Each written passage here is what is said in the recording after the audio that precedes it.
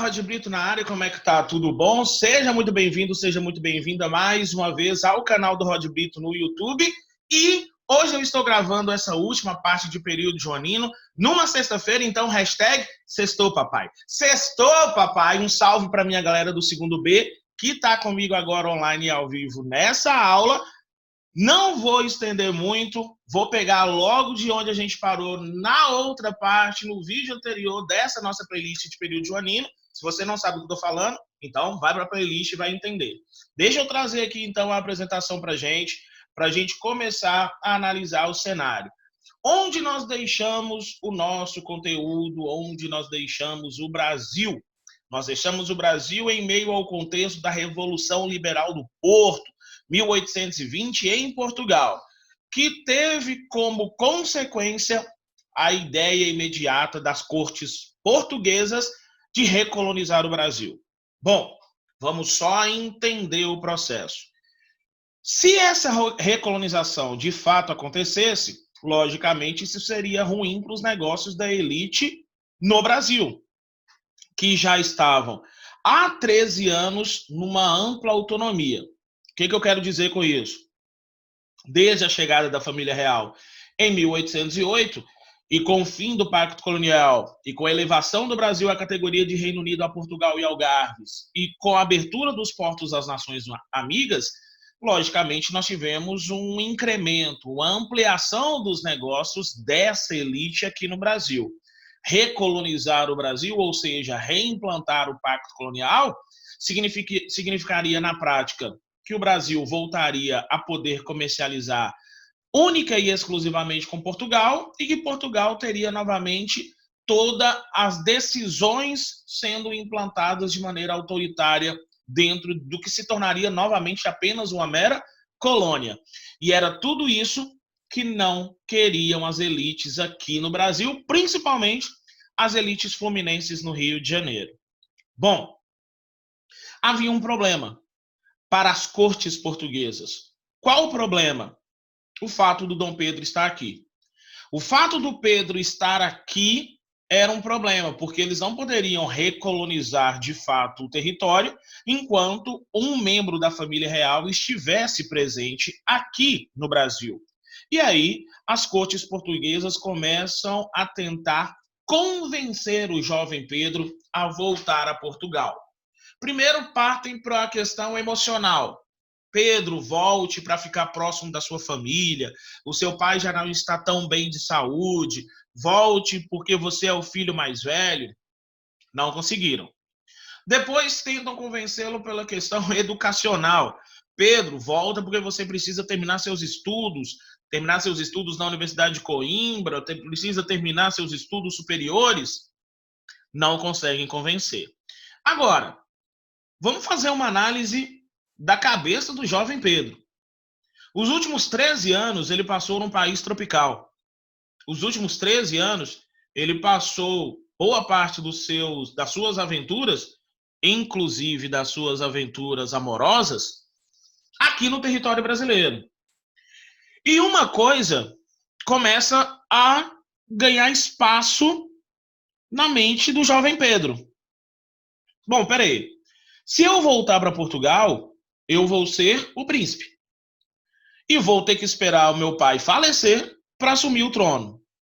E um trono que eu já sei que está com poderes limitados por causa da Revolução Liberal e da Constituição que foi promulgada. Se eu ficar no Brasil, há uma possibilidade de eu ser o imperador disso aqui tudo. Há a possibilidade de eu ser dono da porra toda. Ok? Então, essa ideia começa a ganhar espaço no raciocínio, na mentalidade e nas reflexões do Pedro. Tanto é que as cortes portuguesas, entendendo que o Pedro não voltaria, tenta, de alguma forma, obrigá-lo a voltar. Aumentam os impostos dos produtos ingleses que viriam para o Brasil, começam a desmontar a infraestrutura deixada por Dom João VI, e o Pedro, mesmo assim, não volta, e não só não volta, como ele começa a ter demonstrações abertas de apoio por parte da sociedade. Principalmente a elite entende que o Pedro regressar para Portugal seria ruim para os negócios do Brasil.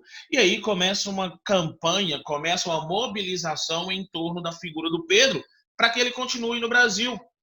Inclusive, há toda uma mobilização de um grande abaixo-assinado, milhares de assinaturas são colhidas, pedindo ao Pedro que não regresse, pedindo ao príncipe que ficasse no Brasil. E aí é a passagem célebre, né? Dia 9 de janeiro de 1822, se é para o bem de todos e felicidade geral da nação, diga ao povo que fico. É o dia do fico. E a partir dessa decisão tomada por Dom Pedro, o parlamento entende que precisava também se mobilizar, instituem o cumpra-se. E o que significa isso? Significa que a partir deste decreto, todas as decisões vindas de Portugal só teriam validade no Brasil se fossem aprovados pelo parlamento e se tivessem o cúmplice do príncipe regente. Ou seja, o Brasil estava, naquele momento, num cenário de grande tensão política e estava caminhando, logicamente, rumo à independência, né? Estava caminhando a esse desligamento em relação a Portugal. Agora, não foi algo simples, não foi algo fácil, aquele momento histórico ali no dito 7 de setembro de 1822. Entre o 9 de janeiro, o dia do fico, e a independência, ocorreram uma série de desdobramentos. Nesse momento, é bom a gente lançar o olhar sobre o que era o cenário político do Brasil no período. O que eu quero dizer com isso? Dentro do cenário político brasileiro, eu tinha visões diferentes, visões divergentes de quais seriam os rumos do Brasil. O que eu quero dizer com isso? Nós tínhamos grupos políticos que disputavam o poder internamente. Basicamente, 3 grupos: o Partido Português, o Partido Brasileiro e uma ala mais radical. Não entenda o termo partido nesse momento como os partidos políticos que nós temos hoje em dia, na configuração e na formatação que nós temos hoje em dia. É muito mais um grupo de pessoas com um pensamento comum que se reuniu em torno de um ideal. Por exemplo, o Partido Português era representado por comerciantes portugueses, militares, funcionários públicos, que se interessavam muito no regresso do Dom João VI, porque eles entendiam que a volta do Dom João VI para Portugal havia tirado deles muitos dos privilégios que eles tinham enquanto o imperador estava aqui. Então, desejavam a manutenção do Dom João VI como o grande imperador brasileiro, mas queriam que ele voltasse. Já o Partido Brasileiro, ele era representado pelos homens mais proeminentes, mais ricos da colônia, né? Combatiam, logicamente, as claras tentativas de recolonização de Portugal, logicamente não falavam em democracia, era uma elite que queria manter o seu status e o seu poder, eram maçons envolvidos com a maçonaria, defendiam um projeto mais liberal. Já a ala radical, os setores médios das cidades do meio urbano, queriam algo mais inspirado ao modelo federalista dos Estados Unidos, com autonomia para as províncias, né, para os estados. Queriam uma transformação mais profunda, como a que foi implementada pela Revolução Francesa. Aqui na imagem do slide vocês têm o José Bonifácio de Andrada, um amigo pessoal do Dom Pedro, da família Andrada, uma família influente ali no Rio de Janeiro, assim como outras famílias, logicamente. Então, assim, esse era o cenário político do Brasil naquele pré-independência. Quando você observa os 3 grupos, não precisa ser um grande entendedor de história para perceber qual o grupo que conduziu o processo. Esse processo foi conduzido pelo Partido Brasileiro, logicamente, apoiando que o Dom Pedro se tornasse o primeiro imperador de um país recém-formado, que seria o Brasil. Aqui cabe uma observação. O cenário já era de tensão. O cenário já era, logicamente, um cenário caótico naquele momento. E uma carta vinda de Portugal gerou e detonou todo o processo. Veio uma carta das cortes portuguesas endereçadas a Dom Pedro, dando a Dom Pedro um ultimato. Ou volta para Portugal e o Brasil se recoloniza, ou haverá uma invasão das tropas portuguesas ao Brasil. Quem recebe essa carta é o José Bonifácio. O José Bonifácio recebe essa carta porque o Dom Pedro ele estava numa viagem, né? Estava com uma comitiva indo para São Paulo. Quando o José Bonifácio lê a carta e vê o tom ameaçador da carta, chama o mensageiro e manda ele em disparada atrás da comitiva. O mensageiro alcança a comitiva e automaticamente acaba entregando a carta ao Dom Pedro. O Dom Pedro, de posse da carta, lê, vê o tom ameaçador e aí, vocês já sabem, né? Segundo os relatos históricos, desembanha a espada e às margens do rio Ipiranga dá o célebre grito, né? Independência ou morte. Bom, há toda uma construção ideológica em torno desse evento. Não foi tão bem assim. Dom Pedro não estaria acima do cavalo, mas sim de uma mula, que era mais afeita ao terreno acidentado que ele estava enfrentando ali. Há toda uma construção. A gente vai trabalhar sobre isso daqui a pouco. Mas entenda, esse processo acabou resultando no que nós chamamos de uma dita independência do território brasileiro. E aqui a gente precisa fazer algumas reflexões. Primeira reflexão: a independência do Brasil não gerou grandes transformações sociais no país. Por quê?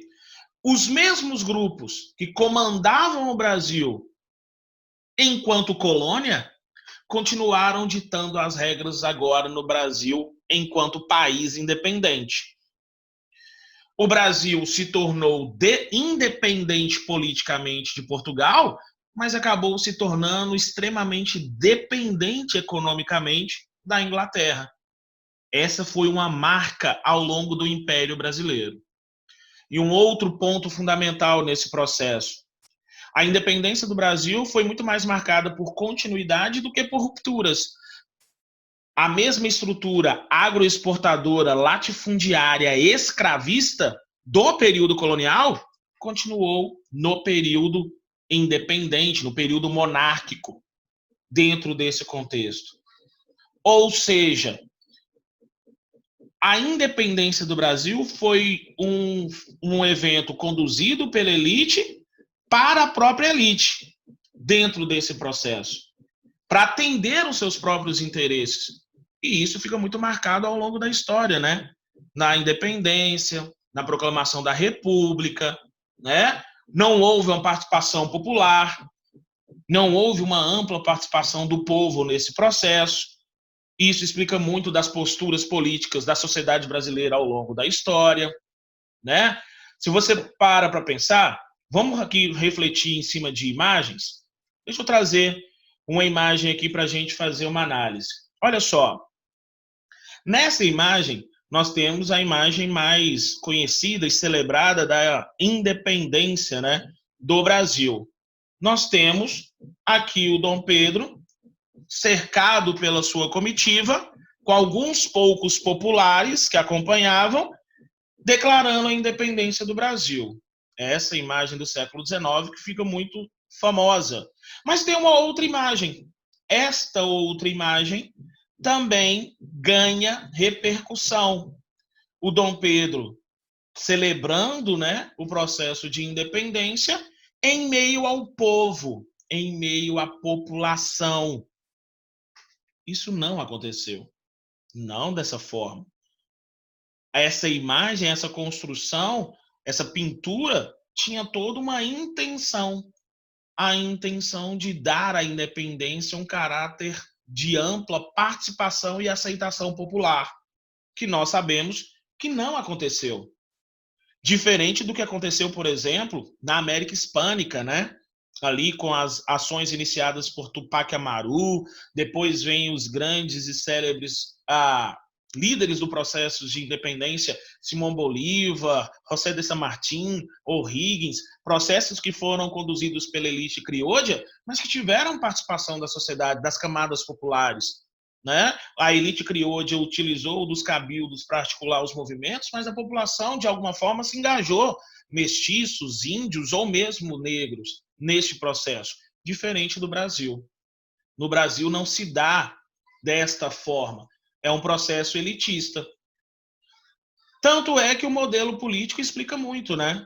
Nas outras áreas da América espanhola, e mesmo nas 13 colônias, né, no que veio a ser os Estados Unidos, foram implantadas repúblicas. No Brasil, escolhe-se o modelo monarquista conservador. O Brasil se transformou numa ilha monarquista em meio a várias repúblicas na América. Faz todo sentido para o projeto que a elite queria para o país. Presta atenção, a independência do Brasil atende claramente os interesses da Inglaterra.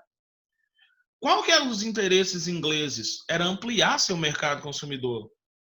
Só que a Inglaterra não podia comercializar com o Brasil diretamente antes que Portugal reconhecesse a independência. E o Brasil só seria verdadeiramente independente com o reconhecimento da sua antiga metrópole, com o reconhecimento português. Dessa forma, a Inglaterra vai sugerir ao Dom João VI que, para reconhecer a independência do Brasil, ele peça ao seu filho Dom Pedro, agora Dom Pedro I, que solicite, exija do seu filho um pagamento de uma indenização por guerra de independência. Ora, qual guerra? Não houve guerra. Mas o Dom João gosta da ideia e exige do Dom Pedro que ele pague uma indenização de 2 milhões de libras esterlinas e que reconheça ele, Dom João, como imperador perpétuo do Brasil. Uma clara intenção futura, logicamente, de reunir os dois territórios.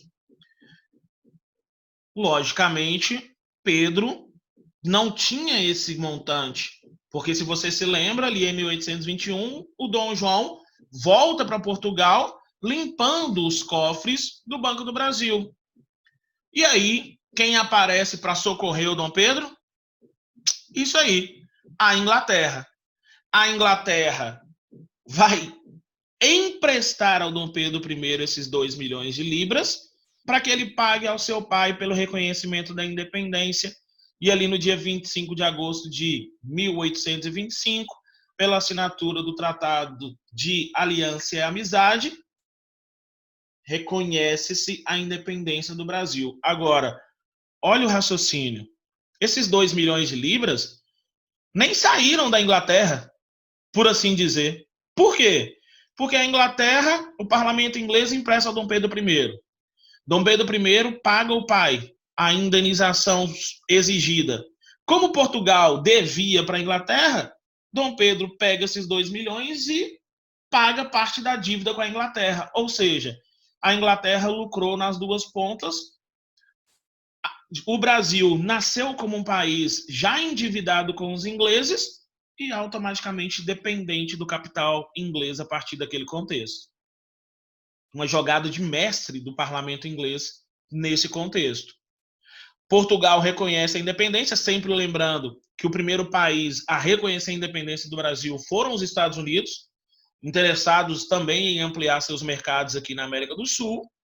E, como nós já vimos, politicamente faz a opção conservadora pela monarquia. Não há uma participação política da sociedade, o voto instituído é um voto censitário, masculino, então a ampla maioria da sociedade brasileira, logicamente, não participa das decisões políticas. Isso explica muito da postura automática da sociedade brasileira ao longo da história em relação à questão política no Brasil. Explica muito.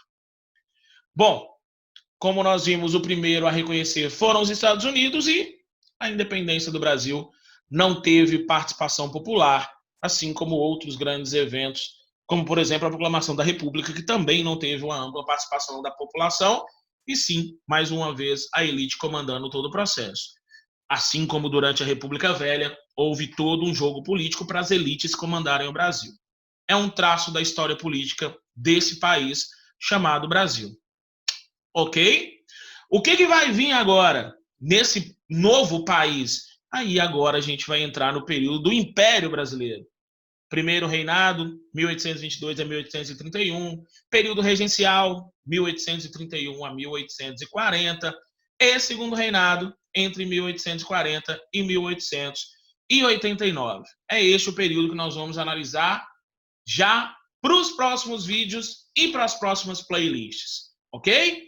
A gente está encerrando aqui agora a parte de período joanino, automaticamente a gente está encerrando também o período colonial do Brasil. Agora o Brasil já não é mais uma colônia, definitivamente e oficialmente. Agora o Brasil é um país constituído, com todo um futuro pela frente.